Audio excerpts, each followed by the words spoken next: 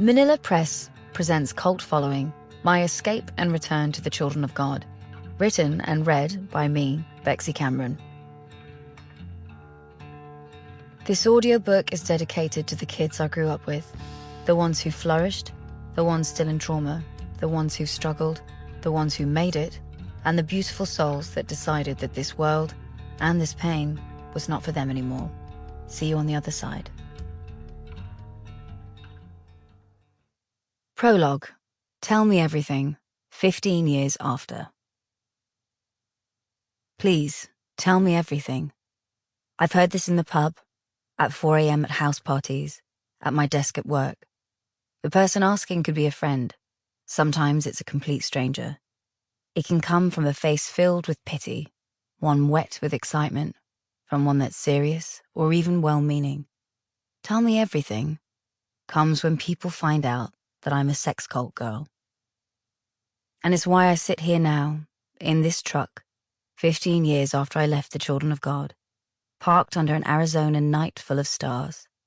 It's what drove me to this vast stretch of desert, why I'm surrounded by the ticking sounds of an engine cooling and the shallow night breaths of Sophie, my friend and fellow filmmaker, asleep behind me. It's what made me leave my home in London, my brothers and sisters, and my job to rejoin the world of religious communes and cults. The words tell me everything, supercharge my brain in an instant, explosions of memories, while physically I become vacant, mute. Not because I'm afraid of sharing darkness, or my history, or even because this might be the moment where I could completely change in your eyes. It's just that a chat in the pub, or in the witching hours of an after-party, or over a cup of whatever at work, doesn't provide the space, time, or depth to tell someone everything. What I was born into was as banal as it was unbelievable, as traumatic as it was my ordinary, as complex as it was controlled. And perhaps I've just described growing up. Perhaps our childhoods have more similarities than we know. And even though I have achieved more than the 15-year-old me leaving the gates of a cult could have ever imagined, I still feel like an imposter. Maybe now more than ever. Sitting here more than 5,000 miles from home, after joining yogic communes, Armageddonist tribes, and cosmologists in Sedona, after battling demons and myself, 4 months into a journey that seems far from over. So, to tell you everything, what could I give you in 5 minutes that might reveal what it was like to be raised in a sex cult? Do you want to hear about a generation of kids fueled by the war in Vietnam who genuinely believed that the world was coming to an end?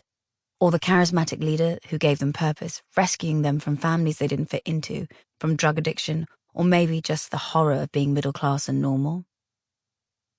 Or do you want to hear about my exorcism, about when the moms became glorified prostitutes for Jesus, about my parents going on every media channel in the UK and beyond to defend a group that abused thousands of children? Or would you prefer to hear about the summers I spent running like a feral child with my brothers in Africa, the hot, hot days napping on cold floors in India when I felt like I was in a normal family? Would it help to know that where we come from, my childhood is considered a lucky one? That my sisters and I talk about how fortunate we are because Dad isn't a paedophile? Would any of this really give you an idea of who I am, or the world I grew up in? You'd get fractions of it all, sure.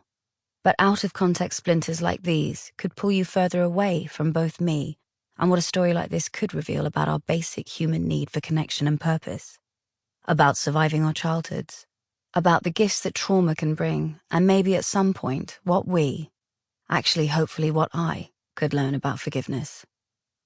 But as my fingers stroke this very real dashboard, my frame to this very real adventure through America, I still can't quite wrap my head around how all of that brought me here. Of course I know it's to try and understand my parents, to figure out my tangled history with a cult that did so much damage, and to get a little closer to my truth. But still, it seems, sitting here, a pretty batshit idea. I would love for you to think that I'm a warrior rising out of the ashes of a cult, or a hero righting the wrongs of the past, or a filmmaker with a master plan. I would even settle for you thinking I'm an objective person, able to give Sample complete. Ready to continue?